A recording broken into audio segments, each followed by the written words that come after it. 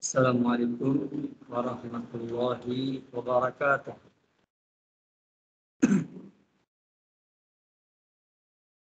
Innal hamdalillah nahmaduhu wa nasta'inuhu wa nastaghfiruh wa na'udzu billahi min shururi anfusina wa min sayyiati a'malina. May yahdihillahu fala mudilla lahu wa may yudlil fala hadiya lahu. Asyhadu an la ilaha illallah wahdahu la syarika lahu wa asyhadu anna Muhammadan abduhu wa rasuluhu alladzi la nabiyya ba'da amma ba'd. Jemaah sekalian yang semoga dirahmati oleh Allah Subhanahu wa taala. Alhamdulillah wa syukru ala ni'amillah. Pada malam ini kita dapat bermajlis kembali di majlis ini yang semoga dirahmati oleh Allah Subhanahu wa taala.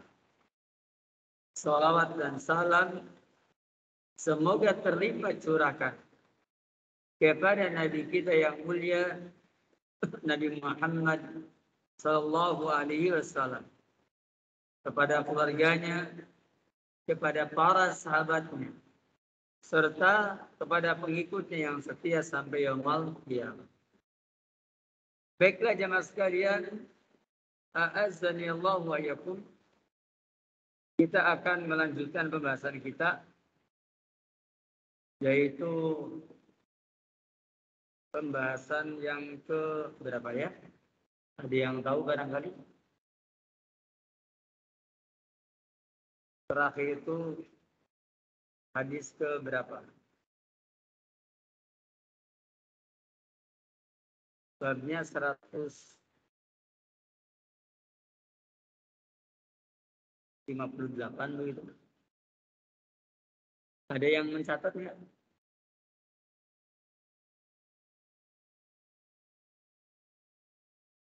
Ada yang mencatat, Pak?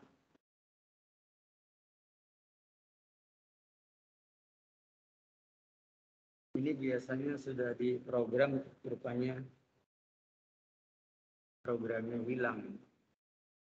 Ada yang mencatat hadis keberapa? Berapa?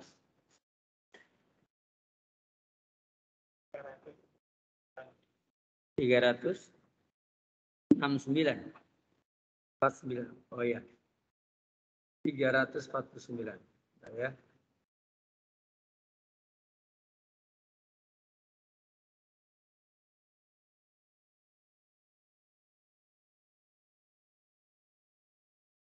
(349). Baik.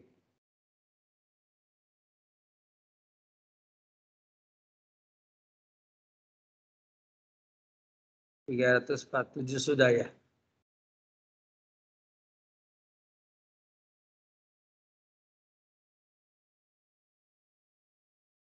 Sepertinya bab ke 160 bukan, Pak?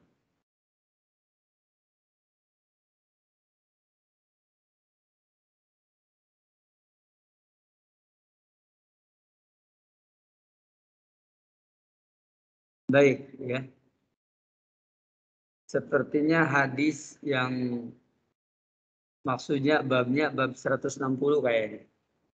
Hadis 347 kayaknya. Iya. Bab ke 160. Babu man zara qauman fata'ima indahum. Benar itu. Kemarin itu bab 159.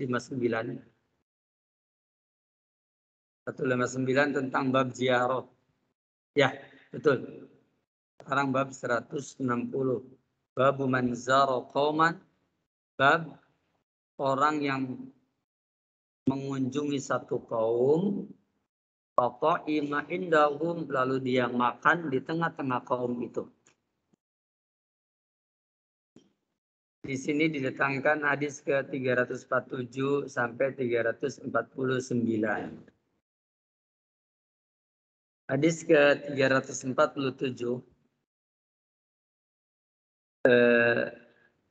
dikeluarkan oleh Imam Bukhari di dalam Kitabul Adab, dalam kitab Sahih Bukhari maksudnya, bab ziarah, bab tentang ziarah. Nomor 6080. Artinya hadis ke-347 hadisnya sahih. Qala al-Imam al-Bukhari rahimahullah, hadatsana Muhammad bin Salam qala hadatsana Abdul Wahhab an Khalid al-Hada an Anas bin Sirin an Anas bin Malik. Kata Anas bin Malik, anna Rasulullah sallallahu alaihi wasallam, sesungguhnya Rasulullah SAW zara ahla baitin minal ansar. Rasulullah, beliau pernah menziarahi ahlul bait, ya, dari kalangan ansar. Fata'ima innahum ta'aman, lalu beliau memakan makanan di tengah-tengah mereka. Artinya Rasul makan di tengah-tengah mereka, yakni makan bersama mereka. Falamma kharaja, ketika Rasul telah keluar, amara bi makanin minal bait, maka beliau memerintahkan, ya, untuk mengadakan satu tempat dari rumah tersebut. Fanudihalahu bibisatin, lalu diperciki, ya, baginya, ya, atas samak tersebut, atas tikar tersebut. Shalla alaihi, lalu beliau salat di atasnya, wada'alahum, dan mendoakan kebaikan untuk mereka. Ini hadis yang ke 347. Hadis ini fihi istihbabu ziyarah al-ikhwa wal-aqarib wal-asdiqa. Di dalam hadis tersebut disunahkan menziarahi, ya, menziarahi ikhwah, saudara, wal-aqarib, dan menziarahi kerabat, wal-asdiqa, serta menziarahi teman. Jadi sunnah menziarahi saudara, sunnah menziarahi kerabat, dan sunnah menziarahi teman. Menziarahi yakni berkunjung. Ziarah itu tidak harus yang sudah mati, yang masih hidup juga namanya ziarah. Begitu. Ziarah itu bukan hanya untuk orang yang sudah mati, yang masih hidup pun namanya ziarah. Artinya berkunjung. Kemudian wa du'a'u zairi bil khair, ya, liman jarahu wa ta'ima indahu. Dan juga orang yang berziarah hendaklah mendoakan kebaikan. Ulangi ya, wa du'a'u zairi bil khair. Orang yang berziarah itu hendaklah mendoakan apa? Kebaikan. Kepada siapa? Liman zarahu, kepada orang yang menziarahinya, wa ta'ima indahu, dan makan di sisinya. Jadi di sini ada syariat untuk apa? untuk mendoakan orang yang diziarahi, ya, kemudian mendoakan orang yang dia juga makan di tengah-tengah mereka. Ini faedah dari hadis yang ke-347. Faedah yang kedua adalah as-sahabatu radhiyallahu anhum kanu yatabarrakuna bi salatin Nabi sallallahu alaihi wasallam. Para sahabat Nabi, mereka, ya, mengambil berkah dengan salatnya Nabi Muhammad SAW. Jadi para sahabat itu suka sengaja mengundang makan. Di antara tujuannya yaitu mengambil berkah salatnya Rasul di rumahnya. Salat apa? Salat sunnah. Rasul salat sunnah di rumahnya, kemudian Rasul mendoakan kebaikan untukmu. Ya, mendoakan kebaikan untuk dia. Dan seterusnya. Kemudian kanu yatabarakuna bi sholati Nabi sallallahu. Mereka bertabaruk dengan salat Nabi sallallahu fi buyutihim, di rumah-rumah mereka, wa aqlihi sallallahu alaihi wasallam fiha, dan begitu pula Rasul makan di rumahnya. Jadi mereka tuh pengen banget kalau Nabi makan di rumahnya. Mereka pengen Nabi Muhammad sholat sunnah di rumahnya. Itu semua adalah dalam rangka ngalap berkah. Ngalap berkah. Dan ngalap berkah seperti ini dibolehkan. Kenapa dibolehkan? Karena yakni ngalap berkah ini kepada Rasulullah SAW ketika Rasulnya masih hidup. Itu dibolehkan, itu dibenarkan oleh agama kita, yakni agama Islam. Berikutnya, bahwa setelah kita mengetahui ini, maka saya ulangi lagi, ya, bahwa kita, ya, disyariatkan untuk, ya, untuk berdoa. Doa kepada siapa? Doa, ya,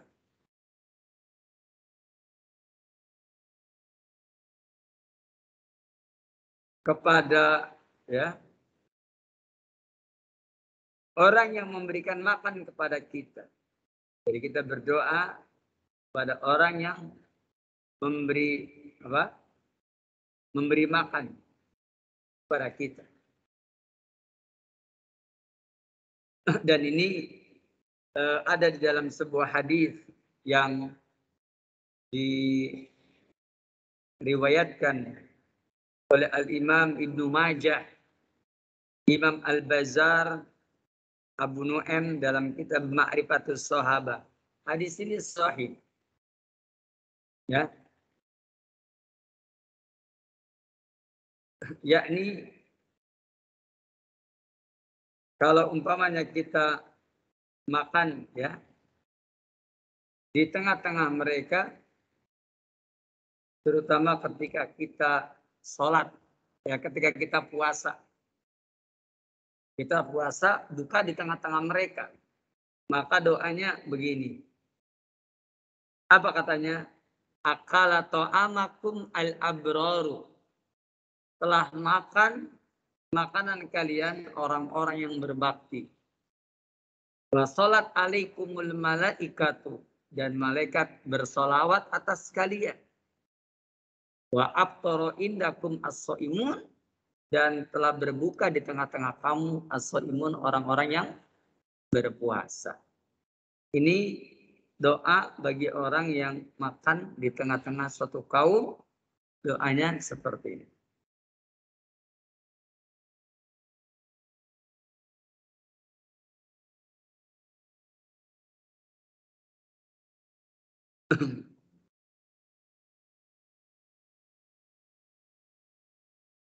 Selanjutnya,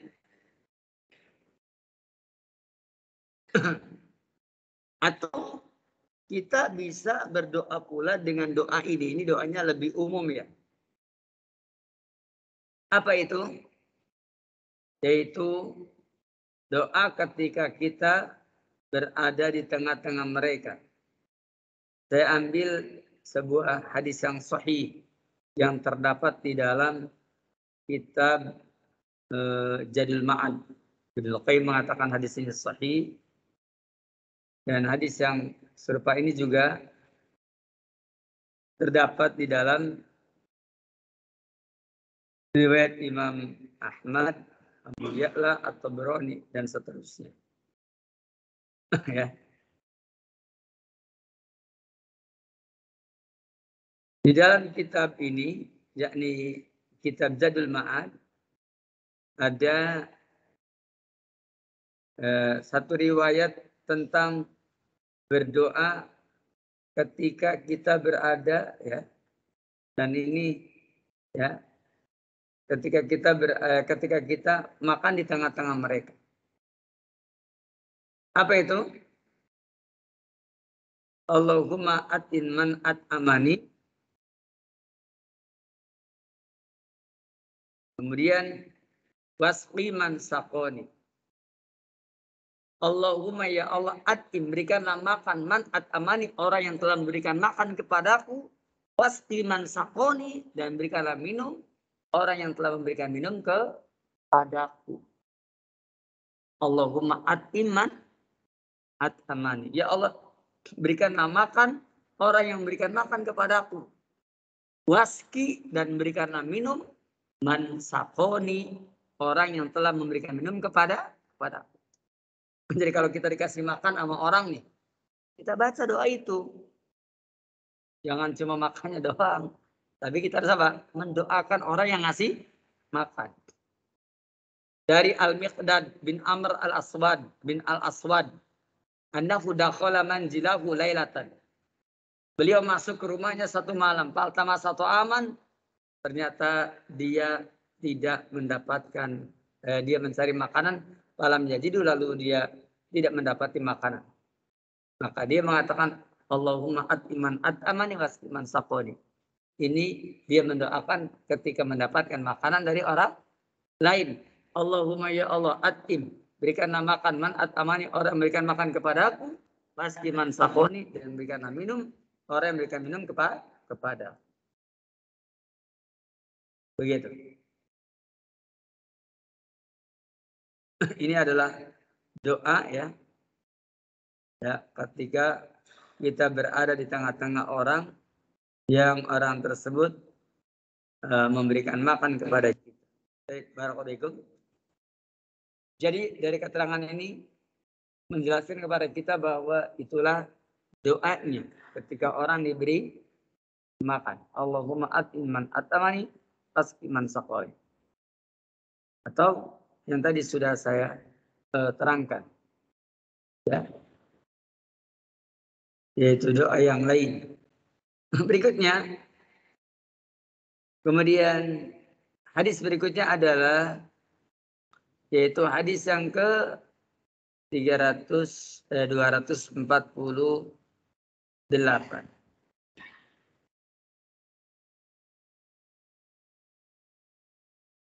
Hadis yang ke-248, poin pertama.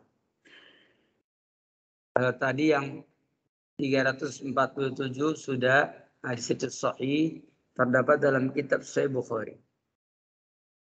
Adapun hadis ini, yakni hadis yang ke-348 pada bagian yang pertama, oleh Syekh Muhammad bin Muhammad As-Salafi mengatakan isnaduhu sahih. Sanadnya sahih. Qala al-Imam Al-Bukhari rahimahullah, hadatsana Ali bin Hujr qala hadatsana Salih bin Umar Al-Wasiti an Abi Khaldah qala, kata Abu Khaldah, ja'a Abdul Karim Abu Umayyah ila Abi Aliyah. Telah datang Abdul Karim Abu Umayyah kepada Abu Aliyah. Wa alihi siyabus suf. Sedangkan dia memakai siyabus suf, yakni pakaian yang terbuat dari wol.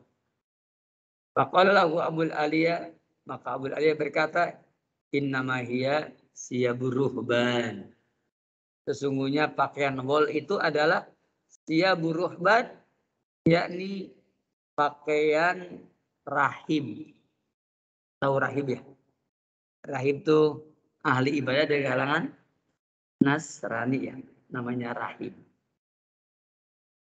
Itu namanya rahib. Nah, dikatakan kata Abul Aliyah, innama hadhihi siyabur ruhban. Ini adalah pakaiannya rahib. Pakaiannya rahib. Kemudian dijelaskan ya.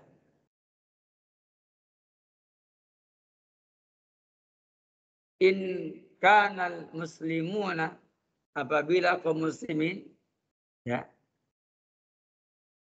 idza tajawaru, apabila mereka saling berziarah, idza tajawaru, apabila mereka saling berziarah,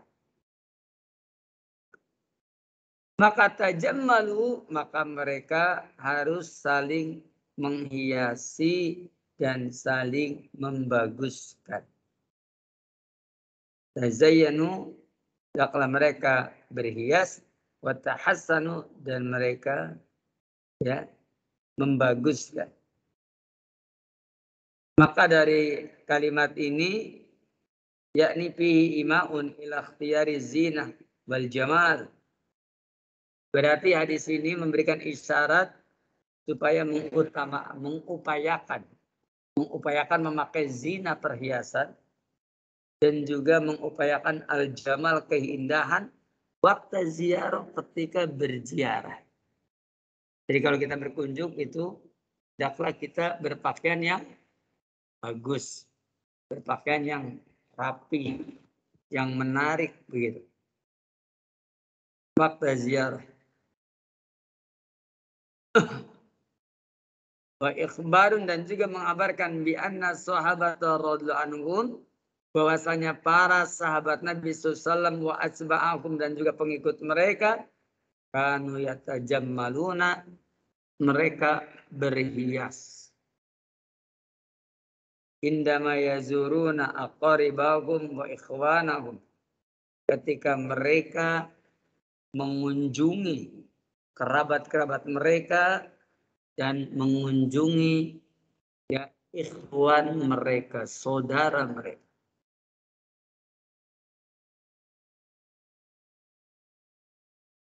Nah, ini mempelajari dari hadis yang pertama nomor 348. Nanti ada lagi hadis kedua dari nomor 348. Ini kita masih bicara di yang pertama. Begitu. Maka hadis yang pertama ini memberikan pelajaran kepada kita bahwa kita hendaklah apabila berziarah kita berhias, berpenampilan beda. Ya, berpenampilan beda.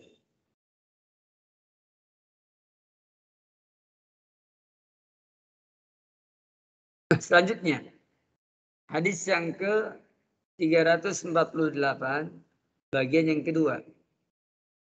Qala al-mu'allifu, yakni qala al-imam al-Bukhari ta'ala, hadatsana Musaddadun an Yahya an Abdul Malik al-Arzami qala hadatsana Abdullah maula Asma qala akhrajat ilayya Asma jubbatan min Toyalisah.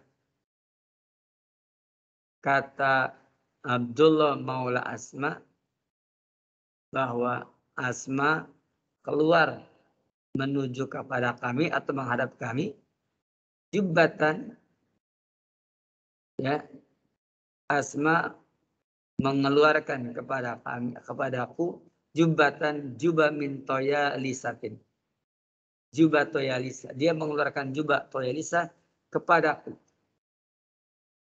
alaiha, ya, dia memakai libnatu sibrin min dibaj. Toyalisa adalah jam'u toylasan, ya, yakni burudun sud, yaitu kain yang berwarna hitam. Itu toyalisa. Kemudian libna adalah rik'ah tu'malu maudi'a jaibil qamis wal jubbah.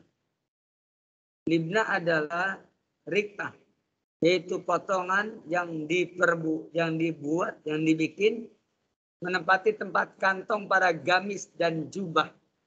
Itu namanya libna. Jadi kalau tadi dalam hadis dikatakan libna, yakni maknanya adalah dia memakai libnatu sibrin. Ya. Libnatu sibrin, yakni maknanya adalah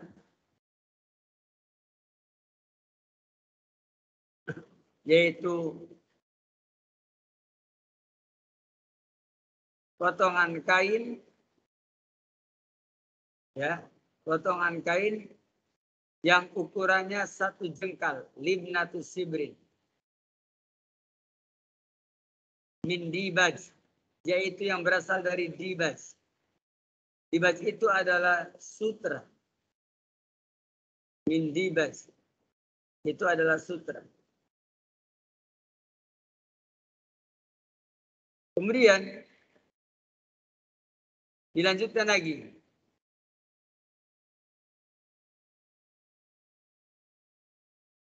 Wa inna farjaiha ma'kufani. Dikatakan di sini bahwasanya wa inna farjaiha, yakni sesungguhnya dua sisinya, ma'kufani, yakni maknanya adalah, ya, makhitoni bidzalika dibaj, yakni dijahit dengan sutra tersebut. Dijahit dengan sutra tersebut. Kemudian faqalat, maka dia berkata, hadihi jubbatur Rasulullah, ini adalah jubahnya Rasulullah. Karena yalbasuha, Rasulullah itu suka memakai jubah tersebut lil wufud, untuk menyambut tamu para utusan. Wa yaumal jumu'ati, dan juga khusus untuk dipakai pada hari Jumat. Jadi pakaian untuk hari Jumat dan pakaian untuk menyambut tamu rombongan dari suatu tempat, itu Rasul memakai pakaian yang juga dipakai pada hari Jumat. Itu berarti pakaiannya istimewa tidak? Istimewa. Seperti itu. Nah, berdasarkan keterangan ini, maka ada beberapa faedah. Di antaranya adalah al-ihtimam, ya, di lubsi saubil jamil, yakni hendaklah memiliki semangat untuk memakai pakaian yang indah waktu qudumil wufud, ketika datang kepada utusan. Kemudian, ya,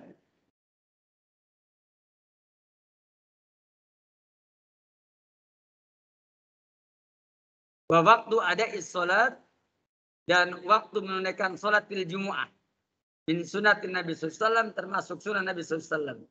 Jadi saya ulangi lagi seperti yang tadi sudah saya terangkan, bahwa semangat untuk memakai pakaian yang bagus ketika datangnya utusan, ya, rombongan, utusan, kafilah umpamanya, dan juga yakni sangat dianjurkan untuk memakai pakaian yang bagus ketika menunaikan sholat Jumat. Jadi Nabi kita yang mulia, baju untuk sholat Jumat itu ada khusus. Termasuk juga baju untuk menyambut tamu. Itu biasanya yang digunakan untuk sholat Jumat adalah baju yang digunakan untuk menyambut tamu. Begitu.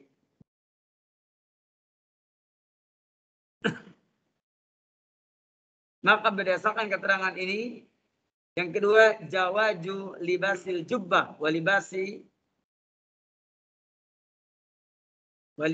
malahu siqani, yakni bolehnya memakai jubah dan bolehnya memakai pakaian yang mempunyai ya yaitu siqani, dua bagian di pinggangnya, yakni bagian kanan dan bagian kiri. Wa annahu la karahata fi, dan dia tidak makruh. Sebagaimana Rasulullah SAW juga yakni memiliki pakaian tersebut. Seperti yang tertera dalam hadis yang ke-348 pada bagian yang kedua. Adapun hadis yang ke-349 ya, dikatakan bahwasanya qala Imam Al-Bukhari taala hadatsana Al-Makki qala hadatsana Handalah. Hadis 349 ini dikeluarkan oleh Imam Bukhari dalam Kitabul Adab, babu man tajamalil luput, bab tentang orang yang berhias untuk menyambut kafilah yang datang. Kemudian itu Muslim dalam kitab Al-Libas wa Zina, babu tahrimi lubsil harir, bab tentang haramnya memakai sutra, wa khairi dzalika lirijal, dan yang lainnya bagi kaum pria. 329 yang tadi sudah saya bacakan. Hadatsana Andola an Salim bin Abdullah qala sami'tu Abdullah bin Umar qala, aku mendengar, kata Salim bin Abdullah, aku mendengar Abdullah bin Umar berkata, wajada Umaru hullata istibraq. Dikatakan bahwa Umar itu memakai hula istibraq.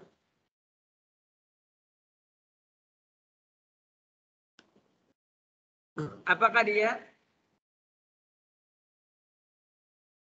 Pertama, kata-kata hulatun itu maknanya pakaian. Hulatun maknanya pakaian.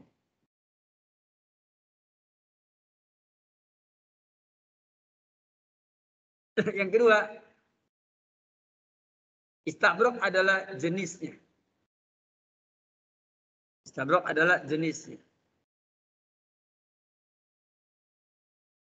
Jadi kata-kata istabrok dijelaskan oleh ahli bahasa, ya. Itu adalah dibajun ghalidun safiqun hasan. Apa itu? Yaitu sutra yang tebal. Ya, sutra yang tebal lagi bagus. Disebutnya al-istabrok ad-dibaj al-ghalid. Itu maknanya sutra tebal. Itu istabrok. Jadi kalau dikatakan tadi bahwasanya yakni memakai hula istabrok, yakni memakai pakaian sutra yang tebal. Kemudian fa'atta biha an-Nabi sallallahu alaihi wasallam, dia datang kepada Nabi dengan memakai pakaian tersebut, dengan memakai hula istabrok, yaitu pakaian sutra ya yang tebal. Dia datang kepada Nabi, faqala, dia mengatakan istari hadi, ya, belilah ini, wal basa indal Jum'ah, dan pakailah oleh engkau ya Rasul pakaian ini pada hari Jumat. Aw hina taqdimu alaika al-wufud, atau ketika kamu kedatangan tamu, rombongan, kafilah. Faqala alaihi salatu wassalam, kata Rasul, innama yalbasuha man la khalaqa lahu fil akhirah. Sesungguhnya memakai sutra yang tebal tadi adalah yaitu dipakai oleh orang yang tidak punya bagian di akhirat nanti. Artinya itu menunjukkan haramnya laki-laki memakai sutra. Tidak boleh memakai sutra.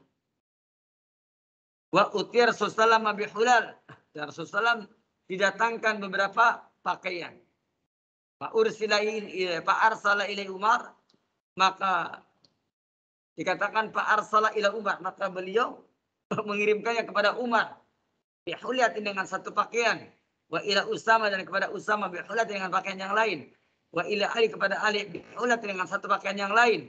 Maka Umar kata Umar, ya Rasulullah, arsalta biha ilayya, engkau kirimkan yang seperti ini kepadaku. Laqad sami'tuka, sungguh aku telah mendengar engkau taqulu fiha, berkata tentangnya makulta, apa yang sudah engkau katakan.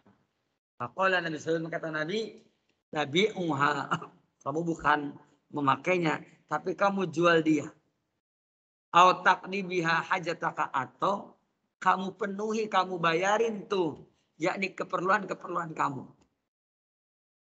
Jadi ini dalil bahwa sutra boleh dijual dan juga boleh untuk memenuhi hajatnya setelah dijual. Padahal sutra adalah pakaian yang terlarang bagi kaum laki-laki. Barakallahu fikum. Dari hadis yang ke 349 tadi, ini adalah dalil yang menunjukkan kepada kita bahwa hendaklah kita memiliki pakaian yang khusus, yaitu khusus ketika apa tadi? Ketika akan Jumatan atau akan menerima tamu. Demikian barangkali kajian kita malam ini, dan saya kira tidak dibuka tanya jawab. Nanti insyaallah taala pada pertemuan mendatang. Wassallallahu ala nabi Muhammadin wa ala alihi wa sahbihi wa akhdawana. Alhamdulillahirabbil alamin. Assalamualaikum warahmatullahi wabarakatuh.